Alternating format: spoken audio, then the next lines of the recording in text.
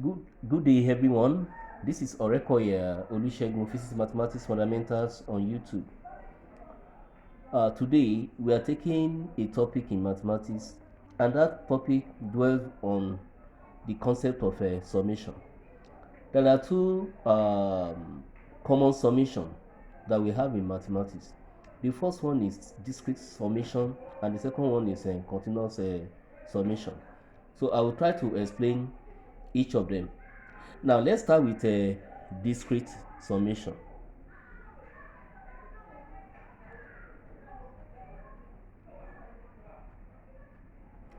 We know that summation simply means addition. So when we say discrete, we are talking about adding whole number values together. Adding whole number values together. Like for instance, I can consider natural number, addition of natural number. We know that a natural number, set of natural number, can be written as 1, 2, 3, and so on and so forth. So if I want to add natural number up to 4, I can say summation. Let's say n elements is an element of this natural number, and I'm going to add from a counter I to be 1. I want to add from 1 to 4. I can write it as a 1 plus 2 plus 3 plus 4. We know that 1 plus 2 is 3, 3 plus 3 is 6, 6 plus 4. So the answer to this one is 10. And then I can summarize this summation like starting from 1 to 4 of natural number n is equal to 1 plus 2 plus 3 plus 4, which is equal to 10.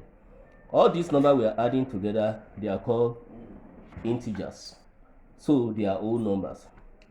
That is a discrete summation. So anytime we are adding whole number, we normally use this symbol as our summation symbol. We call it, this symbol is known as a sigma. So that's the symbol used in mathematics to indicate summation of integers. Now, there is another kind of summation. Let's say this is case A, then case B. There is another kind of summation, which is called continuous summation. Continuous summation. In this continuous summation, this is the addition of values that are not whole numbers. Like for instance, the value 1 to 2, this particular range of value from 1 to 2 may have other values in between. So if I want to add from 1 to 2 using continuous summation, this one I can say 1 plus, then there are several decimals after this one, can have it as a 1.000, then going forward, then plus be up to this particular 2. So there are several decimal number in between 1 and these 2. So this particular kind of summation is called continuous summation. So when we are adding values that are not whole numbers, we use what is called integral symbol. This particular symbol is to indicate that the addition of our values are not whole number. Like for instance, if I want to add from 1 to 4, in this case now, that is continuous, I will use this particular integral sign. And the meaning of this is this I will have 1 plus, then 1.000 plus up to 2 plus 2.000, then plus it will be going up to 3 plus 3.000 plus it will be going then plus 4. So in between we have several decimal numbers in between these integers. So when we are adding values in this format, then we talk about what is called continuous summation. So this is one part of this particular class. I will call this class part 1. So I'm going to illustrate the physical implications of the discrete and continuous summation using a circuit. Now, for instance, let's consider this particular circle. If I section this circle into, let's say, a set of smaller circles here, like this. This is the bigger one. So this bigger circle will have area A. Let's say I have circle P, and then the next one is circle Q. Now, I want to, this particular part that I shade is more or less called a ring. And this ring has this area that I've shaded. If you want to get the area of this ring, it's going to be the area of circle P minus the area of circle Q. So how do we do that?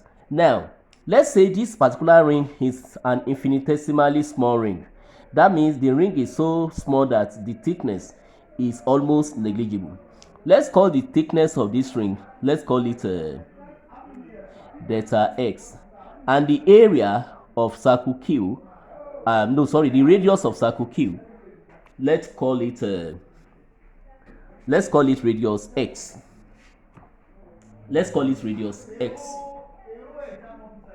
Let's call it radius x. Now, that means the radius of circle P will be x plus delta x. That is the thickness of this particular ring. So that will be the radius of circle P. Then the radius of circle Q is just this particular x. And we know that the area of circle P, this particular circle P, let's call it AP, the area is pi r square, and the radius of it is x plus delta x. So I'm going to have x plus delta x, then square. The area of circle Q is pi r square, but circle Q has a radius of x. So that means the area will be pi x. Now, the area of the ring, area ring, is equal to area of a circle P minus area of a circle Q, which implies area of circle P is a pi bracket x plus delta x square minus area of circle Q is just pi x square, sorry.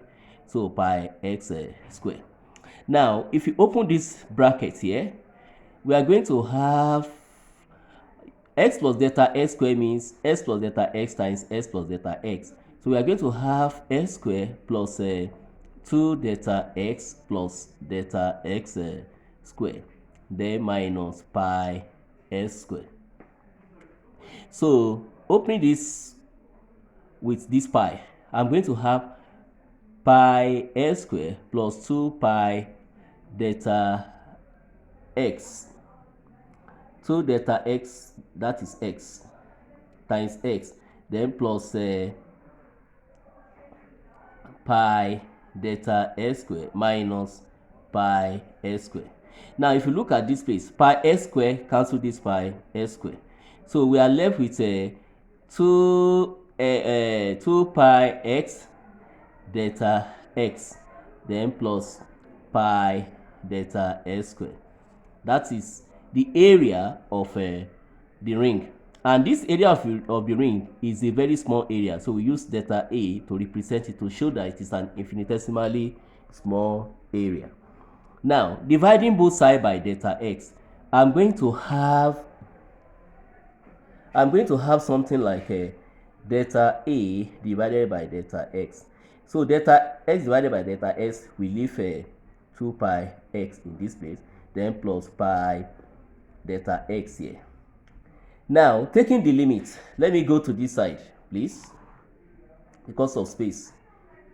Taking the limit, you say limit of delta a divided by delta x as delta x tends to 0 is equal to limit of 2 pi x plus delta x as delta x tends to 0.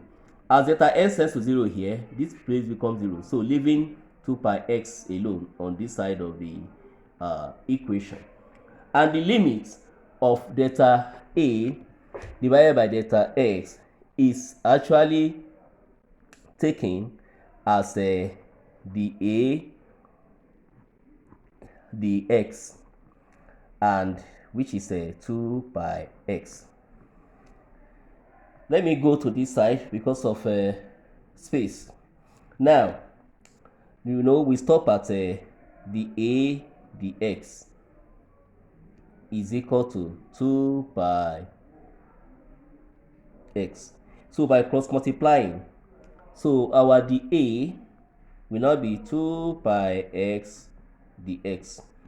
Now, we are going to integrate both sides using the continuous summation sign. So we say integral dA from 0 to a. That means when the area of the circle was 0 up to a is same thing as integral 2 pi x dx. Now, in this case now, if you look at the circle that we have here, the area of this circle, the total area of this circle is the radius r. So our integration for the radius will start from 0 to r. So integration here will be from 0 to r. Now, from the rules of integration, integral of the a from 0 to a is just a. You are being referred to my video on calculus. I've explained how we can work on this particular part. Now, here is going to, our limit is 0 to r, so we can put the limit outside, 0 to r. So when we want to integrate 2 pi x with respect to the x, is going to be 2 pi x squared divided by 2. Please, you are referred to my calculus video so that you know why our workings are like this. So 2 cancel 2. So we are left with pi. We are left with pi x squared. So our limit start from still start from 0 to r. So we substitute when the value of x is r and when the value of x is 0 in this particular limit. So what we have here now is pi, you substitute r, that is r squared. We say minus pi, we substitute 0. We say 0 squared. So what we have here now is pi r squared minus pi times 0 will give us 0, which is pi r squared. So this now gives us the total area of this circle. That means when we want to get the total area of this circle, we are engaged in infinitesimal addition of the infinitesimal ring that we have here. That means these several rings, they are very tiny rings, many of them. So when we are adding the area of each of these infinitesimal rings, from when the radius is 0 up to when the radius is r, we are going to have the total area A of the circle. I believe that you must have learned one or two things about the concept of discrete summation and continuous summation. So for continuous summation, we use this sigma of summation, that is integral sign. For discrete summation, we use this symbol. And this summation is addition of integer or whole values. This integral summation is addition of values that are not whole values, that involve decimals, infinitesimally small values that involve decimals. So the topic is summation, discrete and continuous. Thank you so much for having your time. Once again, this is Orekoya Fumi Olusegun, Physics Mathematics Fundamentals on YouTube. For partnership, my OP account will be indicated later. Thanks so much. Have a nice day. Bye.